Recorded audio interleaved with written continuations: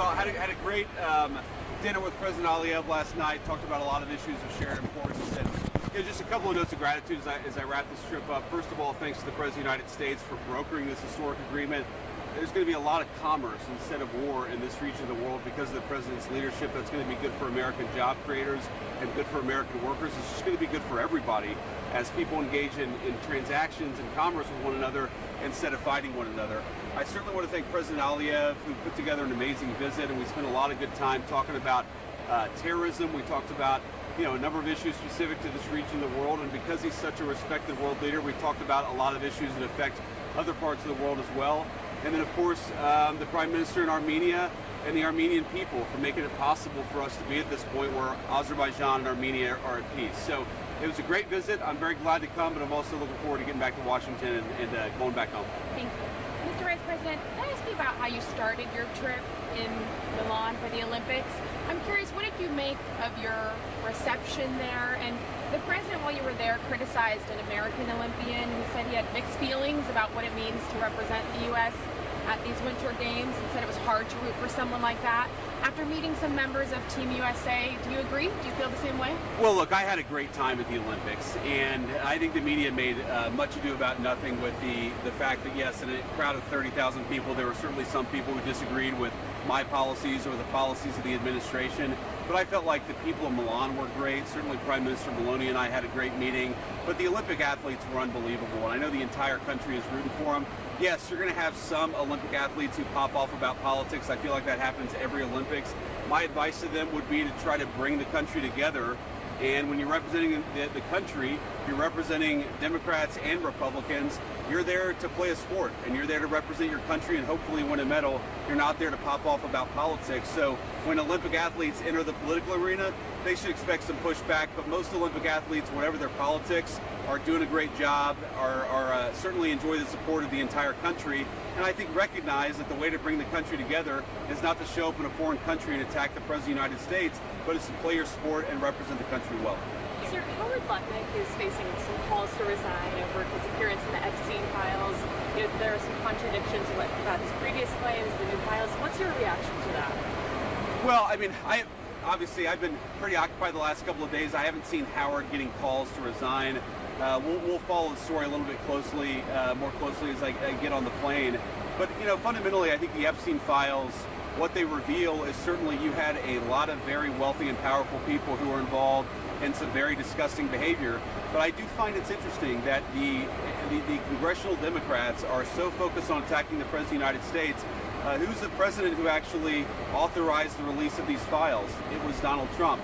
And what really bothers me about this is that they take completely unsubstantiated attacks against the president, some of which are like completely facially absurd. I mean, the most absurd claim that I saw is that Donald Trump was engaged in sex trafficking when he was a teenage boy, meaning when the president was himself a teenager.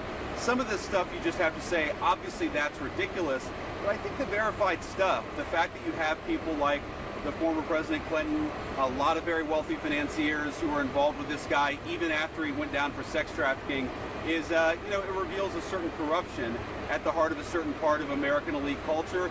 I think what they also reveal is that the President of the United States did not participate in that corruption, and that's good on his character.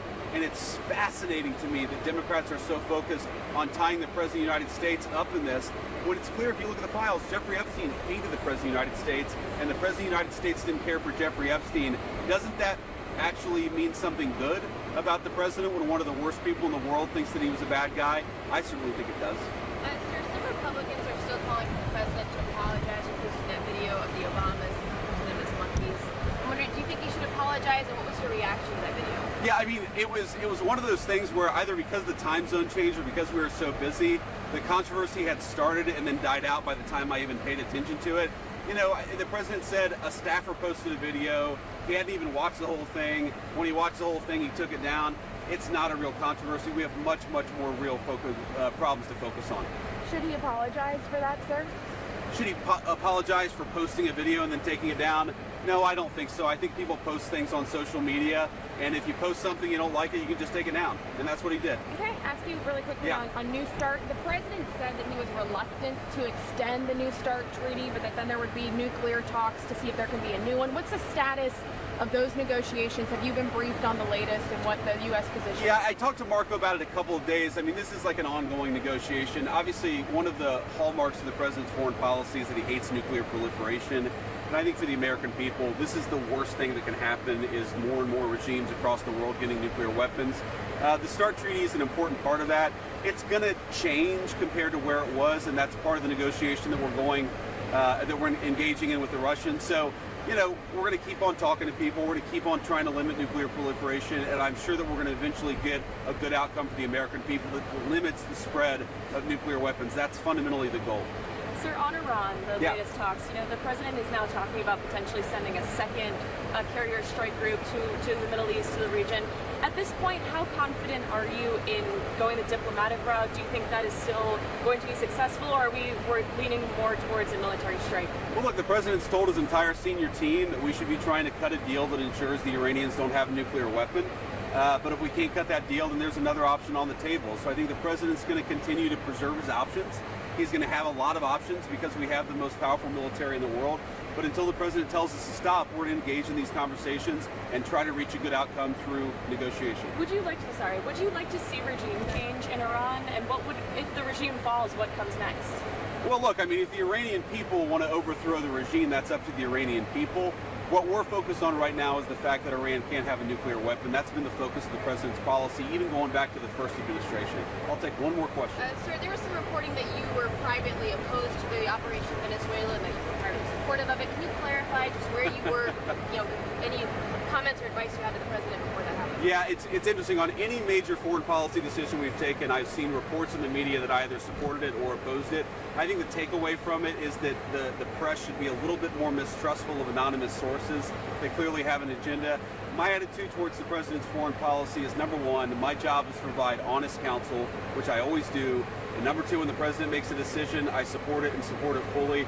That will continue to be my approach to all the president's foreign policy, which I think has been a great success for the American people. One Have last fun, question, have a sir. safe Have you trip, been guys. briefed on Take the care. Nancy Guthrie investigation, sir? Thank you. Thank you, sir.